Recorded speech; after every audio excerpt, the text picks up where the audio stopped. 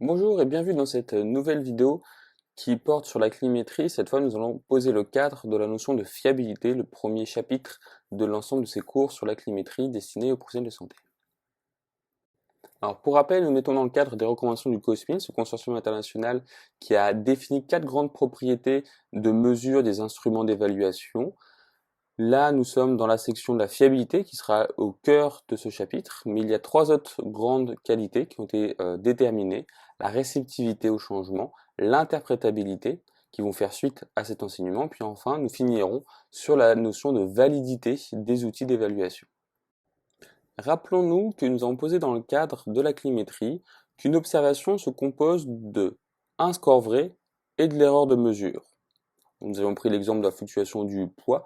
Votre poids, il y a en effet une masse qui vous définit, mais cette masse qu'on va mesurer quand vous êtes sur une balance va fluctuer au cours de la journée et elle va fluctuer autour de cette valeur vraie.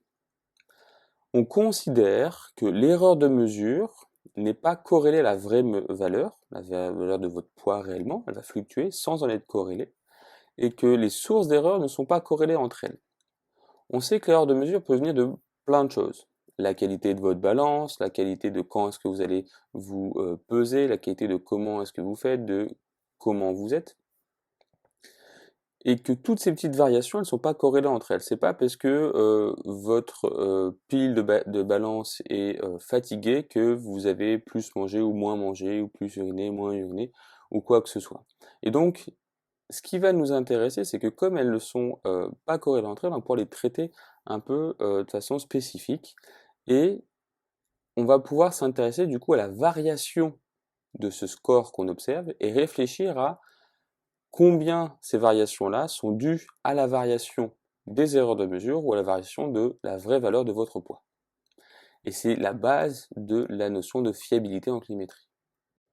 Ainsi, on définit la fiabilité comme la proportion de variation totale des mesures qui est due à de vraies différences entre les personnes.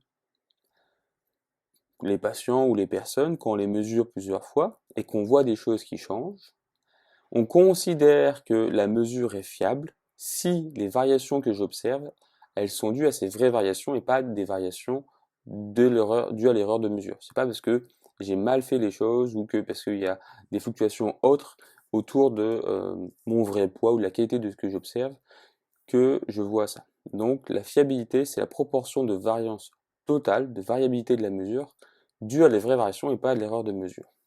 Ainsi, si on reprend notre équation de tout à l'heure, la fiabilité va se définir comme un ratio de vraisemblance.